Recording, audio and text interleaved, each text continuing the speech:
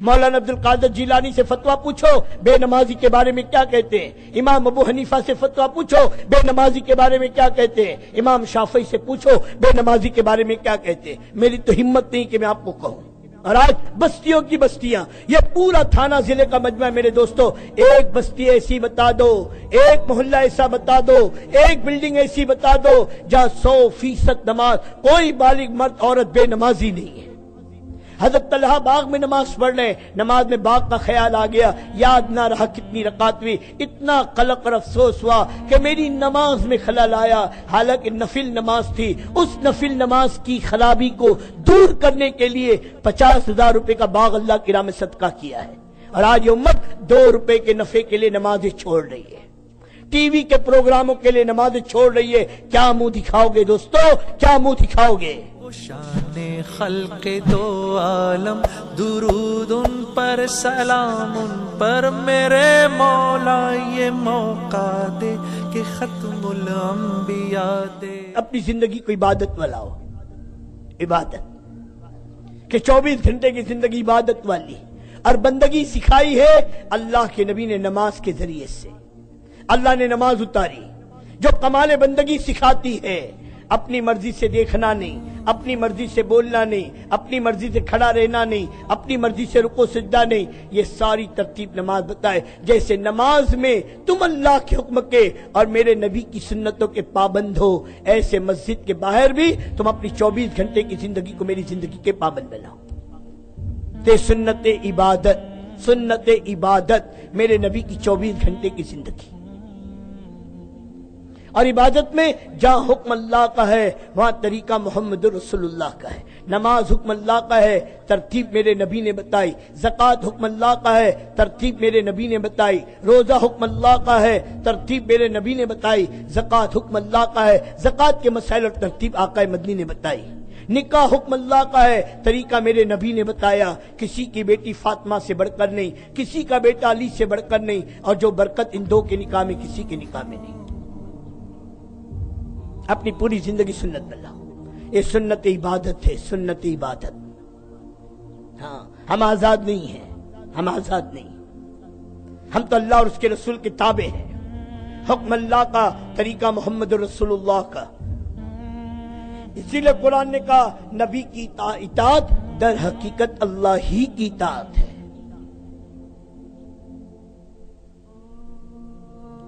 عبادت، اور اس میں سب سے افضل، سب سے اعلیٰ، جسے اللہ کے نبی عرش کی بلندی پہ جا کر اللہ کے پاس سے لے کر آئے ہیں، وہ نماز ہے۔ نماز، نماز جس کے متعلق آقا مدنی صلی اللہ علیہ وسلم نے فرمایا جان کے نماز نہ چھوڑ، جو شخص جان کے نماز چھوڑ دیتا ہے مذہب سے نکل جاتا ہے۔ مسلمان بے نمازی، یہ گالی ہے مسلمان کے حق میں، مسلمان بے نمازی نہیں ہو سکتا۔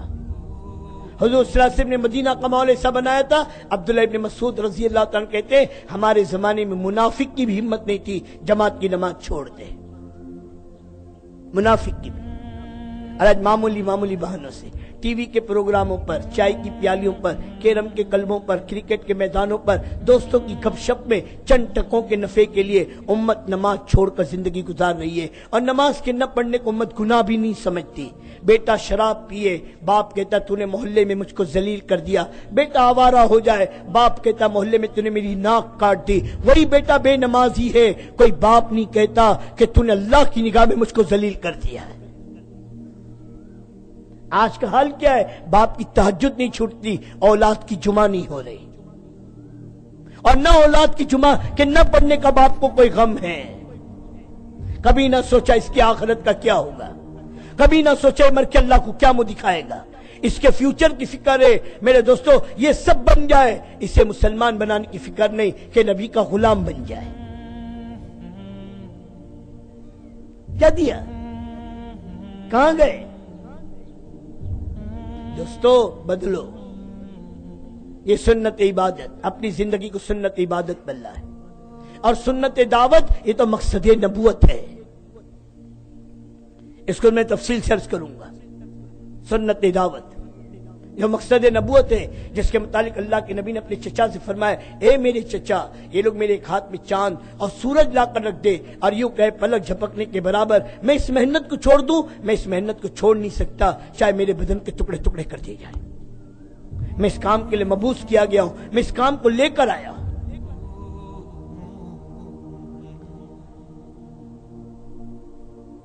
تو میرے بھائی دوستو بزرگوں، دین کا دوسرا جز عبادت ہے۔ اپنی زندگی کو عبادت پر لاؤ، نمازوں کا اہتمام کرو، جان کے نماز نہ چھوڑ۔ مسلمان بے نمازی نہیں ہوتا۔ کھڑے رہ کے نہیں پڑھ سکتے ہو، بیٹھ کے پڑھو، بیٹھ کے نہیں پڑھ سکتے ہو، لیٹ کر اشاروں سے پڑھو، سفر میں 4 نہیں پڑھ سکتے ہو 2 پڑھو، بیمار ہو پانی کو ہاتھ نہیں لگا سکتے تیمم کرو، لیکن نماز چھوڑنے کا کہیں یہ نہیں۔ میدان جنگ میں نماز معاف نہیں ہے۔ دشمن کے مقابلے اس وقت نماز کے پڑھنے کی ترتیب بتائی، ہر خوشی کے موقع پہ نماز، ہر غمی کے موقع پہ نماز۔ کسی کا انتقال ہو گیا، نماز جنازہ ہے، کوئی خوشی آ گئی تو نماز شکرانہ ہے۔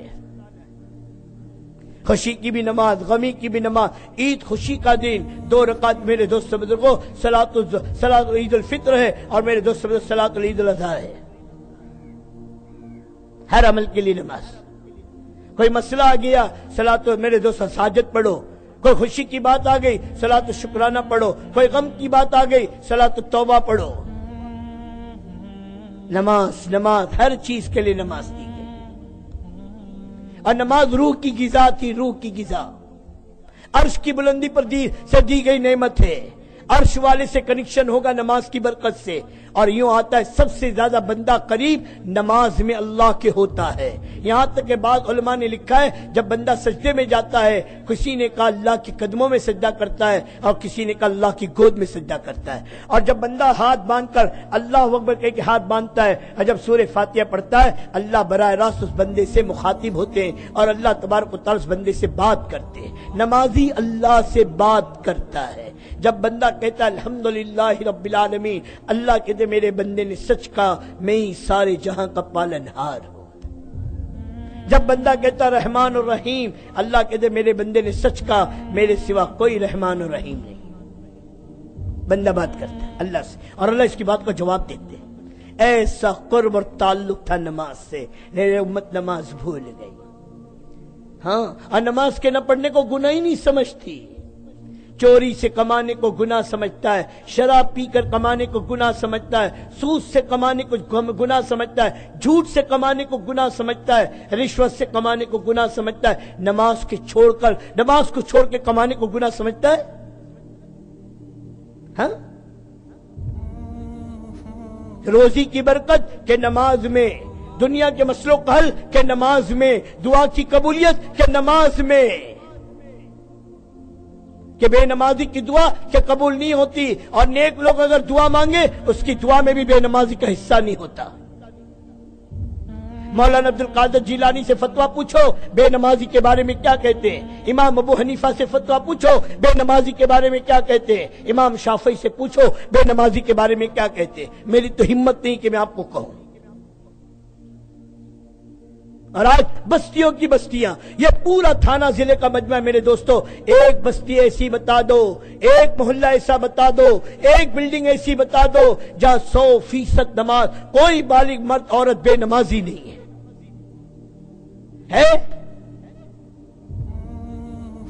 ایک بستی، ایک محلہ۔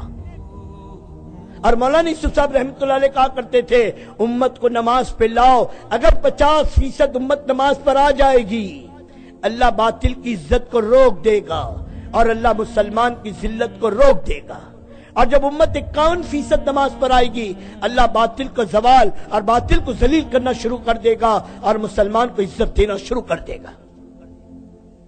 صرف نماز پر آئے امت۔ آپ تو گھروں پر جا کر مسلمان کو مسجد سے جوڑنے کو تیار نہیں ہے، اس کی خوشامد کر کے اسے مسجد والا بنانے کو تیار نہیں ہے۔ ایک ایک مسلمان کی خوشامد کر کے مسجد میں لاؤ، جو اللہ سے جڑا وہ رب سے جڑا، مسجد سے جڑا وہ رب سے جڑا۔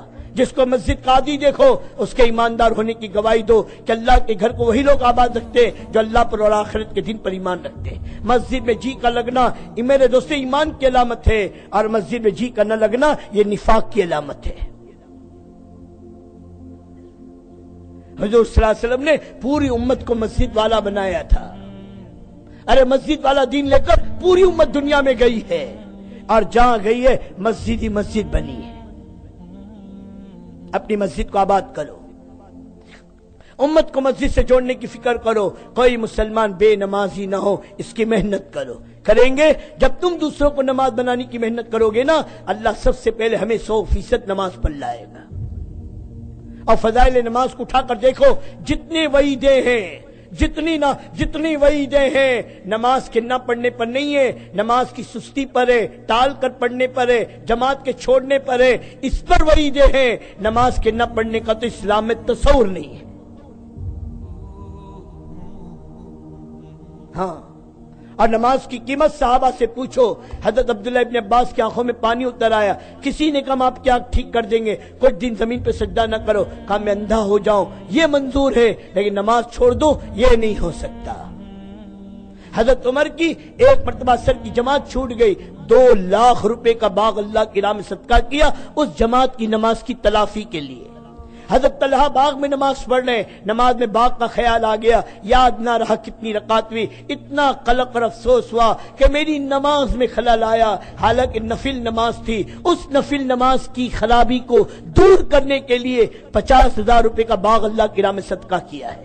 اور آج یہ امت 2 روپے کے نفع کے لیے نمازیں چھوڑ رہی ہے، ٹی وی کے پروگراموں کے لیے نمازیں چھوڑ رہی ہے. کیا منہ دکھاؤ گے دوستو، کیا منہ دکھاؤ گے؟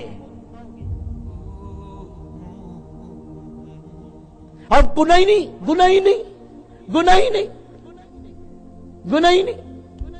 ہائے رے ہائے. حضرت عمر رضی اللہ عنہ زمانے میں مسجد میں آئے، فجر کی نماز پڑھی، ادھر ادھر نگاہ دوڑائی. ارے سلمان نماز میں نہیں آئے، ایک دن کی نماز فجر کی نماز میں موجود نہیں ہے. گھر تشریف لے گئے، ماں سے پوچھا ارے آج سلمان فجر میں مسجد میں نہیں آئے؟ ہاں رات بھر عبادت کی ہے، ابھی آنکھ لگی ہے، ایک دن نہ آیا تو فکر ہے. آج برسوں گزر گئے، 20 سال ایسے نوجوانوں سے ملاقات ہوئی ہے دوستو، کہتا 20 سال ہو گئے میں نے مسجد کی شکل نہیں دیکھی ہے، نہیں آیا میں مسجد میں کبھی. چلو گے پھرو گے امت کا پتہ چلے گا. اور کتنے ہیں جو نماز جانتے ہیں، کتنے ہیں جنہوں نے نمازوں کو سیکھا ہے. جس کی نماز بن گئی اس کی زندگی بن گئی، جس کی نماز جاندار اس کی زندگی شاندار. آنکھ پہ کنٹرول کرنا چاہتے ہو نماز کا اہتمام کرو، زبان پہ کنٹرول کرنا چاہتے ہو نماز کا اہتمام کرو، کان پہ کنٹرول کرنا چاہتے ہو نماز کا اہتمام کرو، ہاتھ اور پاؤں کے نظام کو صحیح کرنا چاہتے ہو نماز کا اہتمام کرو. نماز میں گناہوں سے روک ہے. ایک بزرگ کی خانقاہ میں ایک خادم چائے کی پیالی لے کر آ رہا تھا، ٹھوکر لگی، چائے کی پیالی چھلک گئی. حضرت ایک نگاہ اٹھا کر دیکھا اور کہا اگر نماز میں تیری آنکھ کا استعمال صحیح ہوتا یہ ٹھوکر تجھ کو نہ لگتی. نماز بناؤ، یہ پوری امت کو نماز پہ لانا ہے. یہ تھانہ ضلع والے نیت کرو، ہمیں تھانہ ضلع کو 100% نماز پہ لانے کی محنت کرنی ہے کہ وہ کریں گے انشاءاللہ. اللہ اس پورے مجمع کو قبول کرے، ان کے ارادوں کو قبول کرے اور پوری امت کو نماز پر زندہ کرے. ہاں یہ عبادت والی زندگی ہے. جب نماز آئے گا پھر زندگی عبادت پر آئے گی، پھر سچائی آئے گی، پھر امانت داری آئے گی، پھر محبت آئے گی، پھر لوگوں کے حق ادا کرنے کا جذبہ آئے گا. نماز پوری زندگی کے رخ کو بدلے گا. علماء نے لکھا ہے نماز کی مثال روشن دان کی. روشن دان ہوتا ہے نا گھر میں روشن دان. کیا ہے روشن دان کا کام؟ 2 کام ہے. ایک تو گھر کے اندر کی گیس، گھر کے اندر کی بدبو، گھر کے اندر کی زہریلی چیزیں سب باہر نکالتی ہے اور باہر کی صاف ہوا، باہر کی صاف روشنی گھر میں لاتی ہے. ایسی نماز ہے، اندر کی گندگی کو باہر نکالے گی اور خیر اور خوبی کو زندگیوں میں لائے گی. یہ نماز کی تاثیر ہے. ان الصلاۃ تنہا عن الفحشاء والمنکر، بے شک نماز روکتی ہے بے شرمی اور بے حیائی کے کاموں سے. اور آقا مدنی صلی اللہ علیہ وسلم فرماتے ہیں جس کی نماز اسے بے شرمی اور بے حیائی کے کاموں سے نہ روکے اس کی نماز نہیں ہے.